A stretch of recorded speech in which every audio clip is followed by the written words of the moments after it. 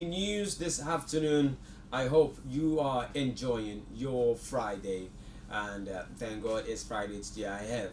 All right, we are bringing you news, making the rounds in the midday this afternoon, and my name is Shegun White. Now let's go into the news. The first we are having here is that the federal government sets ambitious targets for poverty and unemployment rates. In a recent announcement, the federal government of Nigeria has outlined bold goals to significantly reduce poverty to 0.6% and unemployment to 6.3% by 2030 and 2050, respectively. The Minister of Budget and Economic Planning, Senator Atiku Bagudu, revealed these targets during a news briefing for the 29th Nigerian Economic Summit. The agenda also aims to elevate the country's per capita GDP and transition to the upper middle income group. The government plans to achieve these objectives through strategic 5-year medium-term national development plans and annual budgets. The discussion will be further delved into at an upcoming NES 29 event focusing on sustainable economic transformation and inclusion. The federal government is to fund 53 road projects with the 150 billion Sukuk bond. The federal government of Nigeria has announced its intention to utilize the net proceeds from the ongoing 150 billion naira Sukuk issuance to finance a total of 53 road projects spanning over 3,000 kilometers across the nation. The tolls collected from these roads will be directed towards repaying the Sukuk, a non-interest asset-backed bond based on Islamic finance principles. The government remains steadfast in its commitment to value-driven borrowing, focusing on project-centric Sukuk, which has notably contributed to the development of key road and bridge projects, recognizing infrastructure as a catalyst for economic growth. Mob attacks man and police over alleged organ disappearance in Abuja. A harrowing incident unfolded in the Dede area of the Federal Capital Territory where a mob assaulted policemen from the Gwagwa Police Division. The mob attacked them as they attempted to rescue a man named Mubarak, who was accused of being involved in the disappearance of a man's genitals. The situation escalated as the mob surrounded and beat Mubarak, claiming he was responsible for the alleged disappearance. Despite the police intervention, the mob turned on the officers, damaging their vehicle. This disturbing incident highlights a concerning trend of mob violence related to organ disappearance allegations in the FCT. Iranian human rights activist Nages Mohammadi awarded 2023 Nobel Peace Prize in a significant recognition of her unwavering dedication to human rights and freedom.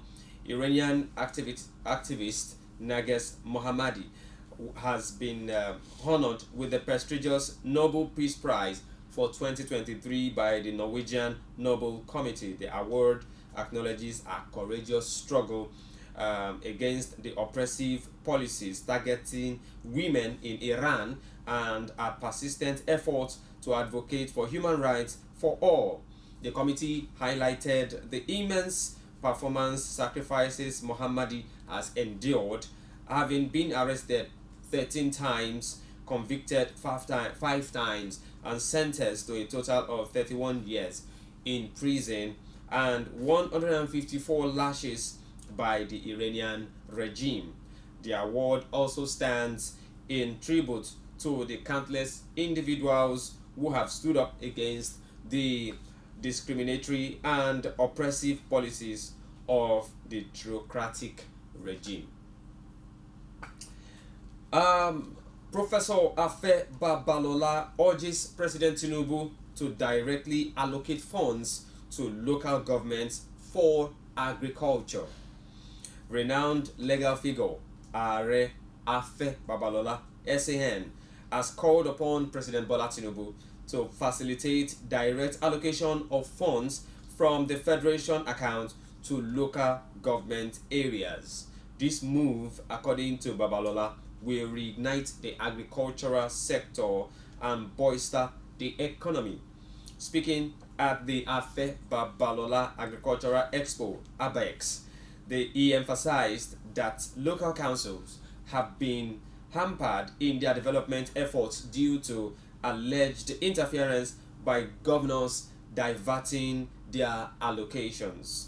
Babalola stressed that empowering local governments with financial resources would enable them to contribute significantly to the socio-economic development, particularly by supporting farmers and investing in modern farming equipment in initiatives. A 10-year-old boy has been killed and 23 injured in the ongoing Russian strike on Ukrainian residential area. In a tragic event, a strike by the Russian forces targeted residential buildings in the eastern region of Kharkiv, Ukraine, resulting in the death of a 10-year-old boy and leaving 23 others injured. Kharkiv, the country's second largest city bordering Russia, has been enduring routine shelling since Moscow's invasion in February the previous year. Ukrainian officials have condemned this targeted attack on civilians, emphasizing the dire consequences of such acts of aggression. The region's governor, Oleg Senegubov, provided details on the injuries sustained, underlining the urgency of research and rescue operations in the affected area. Now we go to sports. Headline in sports: Masai Ujiri's Giants of Africa Foundation unveils basketball court in Canada. Masai Ujiri, the vice chairman of the Toronto Raptors and founder of the Giants of Africa Foundation, has launched a state-of-the-art basketball court at Londonderry School in Edmonton, Alberta, Canada. This project, sponsored by Sun Life Canada with support from the Toronto Raptors and the MLSE Foundation, represents the first of its kind basketball court outside of the African continent. The initiative is an extension of Giants of Africa's commitment to constructing 100 courts across Africa, with 29 courts already unveiled in 9 African countries. Ujiri expressed his dedication to providing a safe space for youth to develop skills and values through this basketball court, emphasizing its potential as a development hub. The Super Eagles B and FC Zurich midfielder Ifeanyi Matthew shares his journey to Europe and life abroad. According to him, he says, "I miss cassava flour, popularly known as gari, and egusi." In a recent interview, Ifeanyi Matthew, the Super Eagles B and FC Zurich midfielder, opened up about his football journey from Nigeria to Europe. He discussed his career beginnings, experiences in Norway and Turkey, his role model Yaya Toure, and his time playing for the Nigerian national team. Matthew also reviewed challenges he faced adapting to the European lifestyle and shared fond memories of Nigerian cuisine. You will agree with me that there's nothing like the African food all over the world, and people are also trooping in to get a feel of most of African foods. Alright, with that, we will now go to the fixtures according to Still in Sports. Fixtures that are going to be happening tomorrow as the weekend unfolds.